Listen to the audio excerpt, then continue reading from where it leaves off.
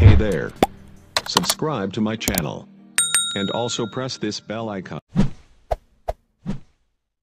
COVID-19 পরিস্থিতিতে 2020 শিক্ষাবর্ষের পাঠ্যসূচির পুনর্বিন্যাসকৃত পাঠ্যসূচির ভিত্তিতে assignment, নির্ধারিত কাজ ও মূল্যায়ন নির্দেশিকা 2 বিষয় হিসাব বিজ্ঞান। অ্যাসাইনমেন্ট, নির্ধারিত কাজ। ক সংক্ষিপ্ত উত্তর প্রশ্ন।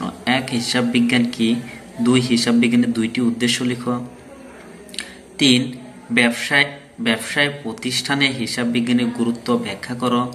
4 হিসাব তথ্যর অভ্যন্তরীণ ও বাহ্যিক ব্যবহারকারীদের একটি তালিকা প্রস্তুত করো। 5 মূল্যবোধ সৃষ্টিতে হিসাব বিজ্ঞানের ভূমিকা ব্যাখ্যা করো। খ নিম্নে লেনদেনগুলোর কারণ ব্যাখ্যা করো এবং হিসাব সমীকরণ এগুলোর প্রভাব দেখাও।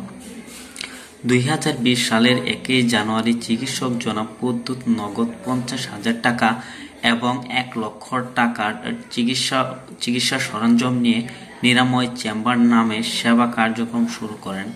জানুয়ারি 10 মোট 20 জন রোগী দেখে 10,000 টাকা পেলেন। জানুয়ারি 20 চেম্বার আধুনিকায়নের জন্য 50,000 টাকা ঋণ নিলেন।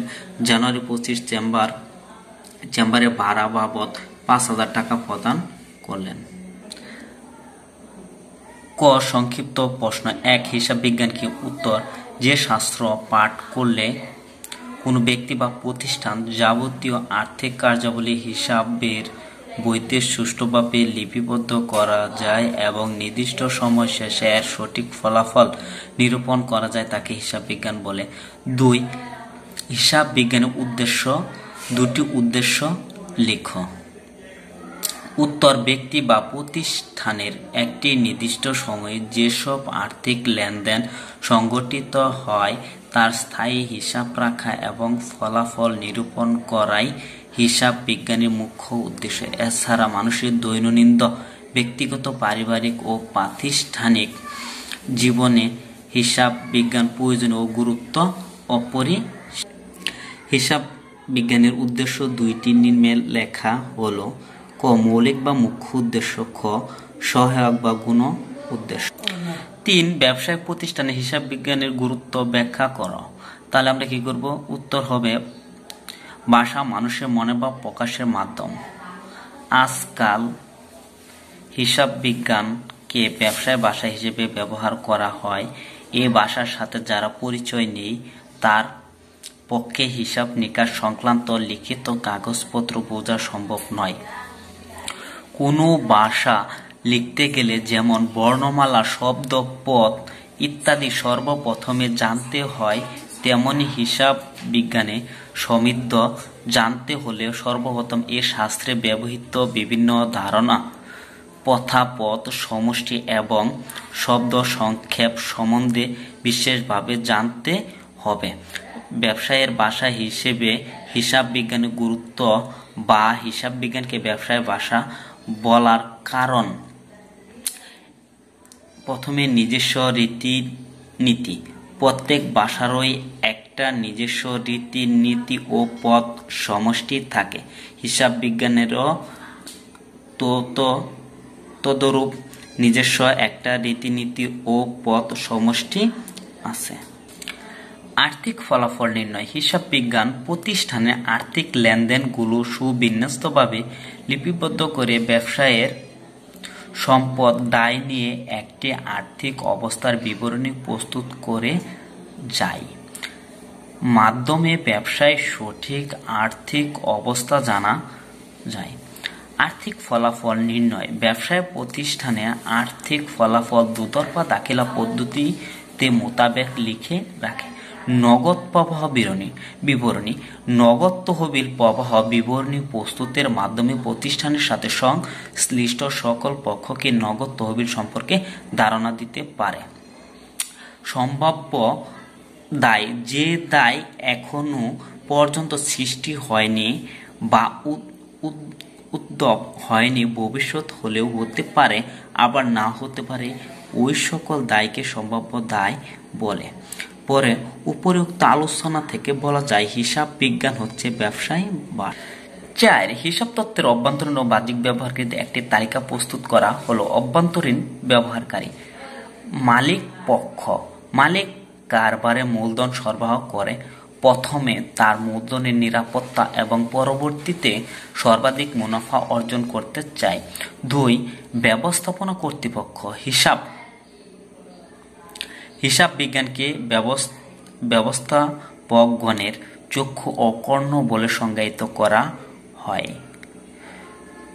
পর অভ্যন্তরীণ নিরীক্ষক কোনো প্রতিষ্ঠানে হিসাব বিভাগের সাথে জড়িত নয় এমন একজন পৃথক কর্মচারী যিনি প্রতিষ্ঠানের বিভিন্ন অভ্যন্তরীণ হিসাবপত্রটি পরীক্ষা করে থাকে তাকে অভ্যন্তরীণ নিরীক্ষক বলে। পর কর্মকর্তা ও কর্মচারী বৃন্দ। প্রতিষ্ঠানে নিয়োজিত বিভিন্ন কর্মকর্তা ও কর্মচারী বৃন্দ প্রতিষ্ঠানের আর্থিক অবস্থা সম্পর্কে অবগত হতে চায় যা তারা হিসাব তথ্যের মাধ্যমে জানতে পারে। বাহ্যিক ব্যবহারকারী। ঋণদানকারী।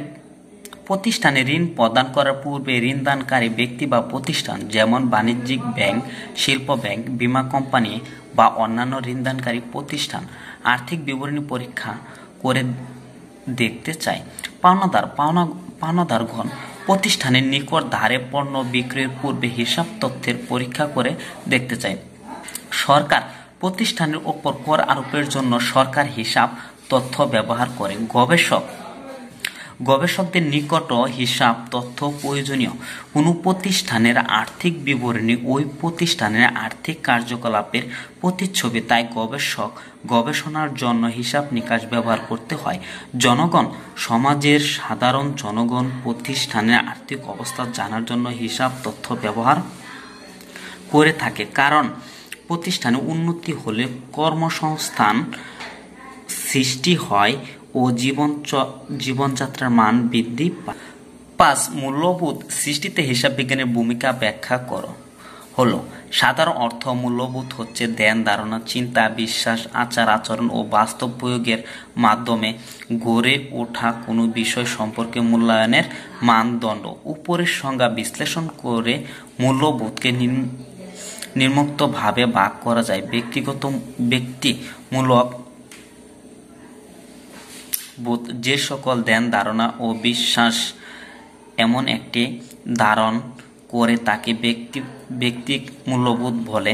দীর্ঘ মূল্যবোধ কোনো দল বা গোষ্ঠীর সদস্যদের আচার আচরণ, ধ্যান ধারণা, বিশ্বাস ও কার্যক্রমকে যে মূল্যবোধের সৃষ্টি হয় তাকে দলীয় মূল্যবোধ বলে। সামাজিক মূল্যবোধ সমাজের মানুষের চিন্তা চেতনা, বিশ্বাস, ধ্যান ধারণা, আচার আচরণ সম্মিলন সামাজিক মূল্যবোধ সৃষ্টি হয়।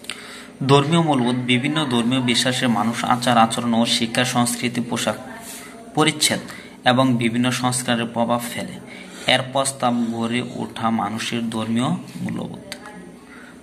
নিম্নে লেনদেনগুলোর কারণ ব্যাখ্যা করো এবং হিসাব সমীকরণগুলোর প্রস্তাব দেখাও। জনাব পদ্ধত চিকিৎসক সাধারণ জাবেদা। আমাদের জাবেদার গড় হবে 5টা। তারিখ, বিবরণ, খতিয়ান, পৃষ্ঠা, ডেবিট টাকা, ক্রেডিট টাকা।